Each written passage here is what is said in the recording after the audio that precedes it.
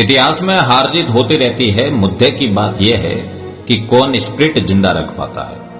Israel भी खदेड़ा गया था, लेकिन उसने अपनी स्पिरिट जिंदा रखी और आज वो एक अजय देश है। राजपूत राजा हारे या जीते, लेकिन उन्होंने हिंदुत्व की स्पिरिट को जिंदा रखा। इससे बढ़कर किसी का क्या अवदान हो सकता है आगामी पीढ़ियों के लिए। कासिम के आगमन से लेकर तराइन के दूसरे युद्ध तक पूरे भारत पर होने वाले आक्रमणों को यही राजपूत योद्धा रोकते रहे। यही राजस्थान ढाल बनकर खड़ा था, जिसका आप बात बात पर उपास उड़ाते नहीं थकते। या तो आप कहिए कि राजा अपने राज्यों के लिए लड़ रहे थे, फिर आप ये नहीं कह सकते कि उन्होंने किसका साथ दिया और क्यों दिया। या आप कहिए कि हर एक राजा जितना भी उसके लिए शाक्य था, हिंदुत्व की स्पिरिट को संरक्षित करने का काम कर रहा था। आपके लिए यह कहना आसान है कि फला युद्ध हार गए, फला ने साथ नहीं दिया, भले ही आपको तत्कालीन स्थितियों का भान न हो। क्या आप जानते हैं कि इन राजपूत राजाओं के सामने एकमात्र चुनौती मल्ले शत्रु ही नहीं थे, उन्हें अकाल से भी लड़ना पड़ता था। एक सामान्य ठाकुर जिसके खुद के खाने के लाले पड़ते हो, लेकिन अकाल पड़ा तो अपने अन्न भंडार खोल दिए, ऐसा एक दो नहीं हजारों ठाकुरों सामंतों ने किया। ये आप ख्यातों में पढ़ सकते हैं। सबसे पहले आपको अपनी लाइन क्लियर करनी पड़ेगी। यदि आप ऐसे राजा की वंदना करते हैं जिसने मंदिर बनवाए, फिर आप मानसिंह की भी प्रशंसा कीजिए। आप ऐसे विदेशी योद्धा की प्रशस्ति पढ़ते हैं जो अजय योद्धा है, फिर आप मानसिंह की प्रशस्ति भी पढ़िए जिसने हल्दी घाटी को छोड़कर एक युद्ध नहीं हारा। आप राजपूतों को गाली देना चाहते हैं तो ठहरिए, इसी मानसिंह के दादाजी प्रताप के दादाजी के ध्वज के नीचे बाबर के विरुद्ध खानवा में लड़े थे। आपका मानसिंह के प्रति सम्मान है या नहीं, लेकिन सबसे पहले आपको अपनी लाइन क्लियर करनी पड़ेगी कि आप किसे और क्यों महत्वपूर्ण मानते हैं। आप इतिहास मंथन से क्या तत्व निकालना चाहते हैं। इतिहास के पास एक साक्ष्य नहीं है, लेकिन आप जयचंद को गद्दार बनाकर घूम रहे हैं। मालदेव पितृहंता नहीं था, लेकिन बना दिया गया क्योंकि ख्यात की एक पंक्ति का अर्थ शुद्ध निकाल दिया गया। वो घटना राजपूतों के विरुद्ध काम आ सकती थी। उस ख्यात का अनुवाद ऐसा व्यक्ति करता है जिसे राजस्थानी भाषा का ककरा भी नहीं आता। कमाल है। कमाल की बात यह है कि आप हजारों निर्दोष हिंदुओं का कत्लेआम करने वाले अकबर को लोदियों से कम नृशंस मानते हो। आप औरंगजेब की बर्बरताओं को तुलना की तुला पर रखते हो, फिर आप ये भी कहते हो कि आप इतिहास को आत्मपरीक्षण की दृष्टि से देखते हो। हद करते हो। इससे बढ़िया तो वामी इतिहासकार है।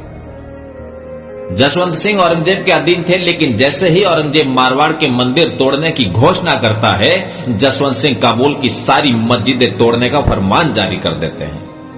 वो तो मुगलों के अधीन थे, फिर उन्होंने मंदिर तोड़ने की बात पर इतना आक्रोश क्यों दिखाया? क्योंकि उनमें हिंदू स्पिरिट जिंदा थी।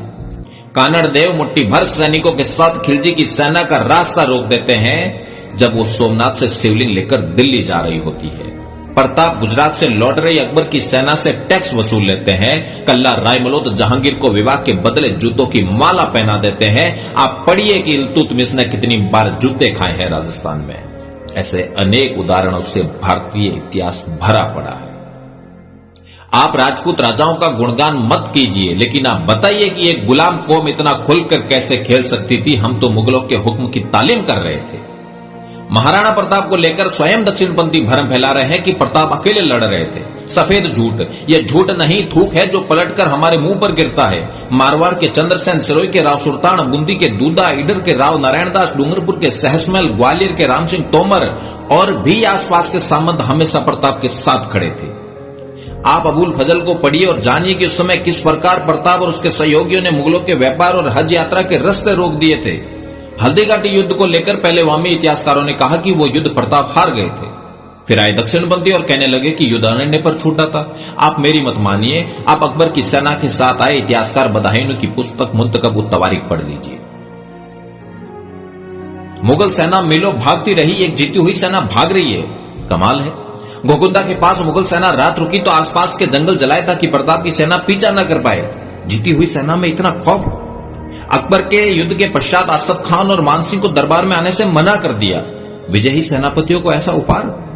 हल्दी घाटी का युद्ध जून में हुआ, उसी साल अक्टूबर में अकबर पुनः चित्तौड़ पर आक्रमण कर देता है, अर्थात अपने द्वारा जीते हुए राज्य पर युद्ध। कमाल। आप ओडा और मुंडेर के ताम्र पत्र पढ़िए, उनमें उल्लेख है कि प्रताप ने हल्दी घाटी के आसपास की जमीनें दान में दे दी, मतलब अकबर की जमीन दान में दे दी। अब आप बताइए, आप स्टैंड लेने को तैयार है कि हल्दी घाटी का युद्ध प्रताप जीत चुके थे? क्यों? आत्मलोचन के क्रम में ऐसा स्टैंड नहीं लेना चाहिए। अमर सिंह कायर थे जबकि दिवेर जीत जाते हैं।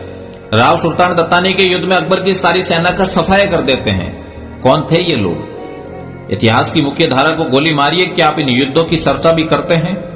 आप कितने मुगल बादशाहों के नाम गिनवा सकते हैं जो स्वयं युद्ध भूमि में हराउल में खड़े होकर लड़ते थे, जबकि ऐसा हर राजपूत राजा किया करता था। राजपूत राजाओं ने पीठ दिखाई होती तो आप और मैं अब इतिहास पर चर्चा नहीं कर रहे होते। चारणों ने लिखा राजपूतों के पराक्रम पर।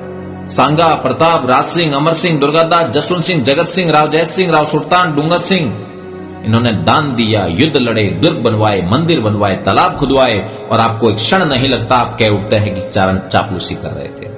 आपको समझना होगा कि राजपूत राजाओं का ऋण है हिंदुओं पर। राजस्थान का तो नाम लेने से पहले 2 बार अपने हाथों से कानों को स्पर्श कर लेना चाहिए। हिंदू स्पिरिट को इन राजाओं ने जिंदा रखा। आप अपना आत्मलोचन अपने पास रखिए, क्योंकि उसकी दृष्टि भी आत्मविस्मृति से भरपूर है। और यदि आप हार जीत के पलड़े में रखकर इतिहास देखने के पक्षपाती है तो राजपूत राजाओं का आप सरासर अपमान कर रहे हैं।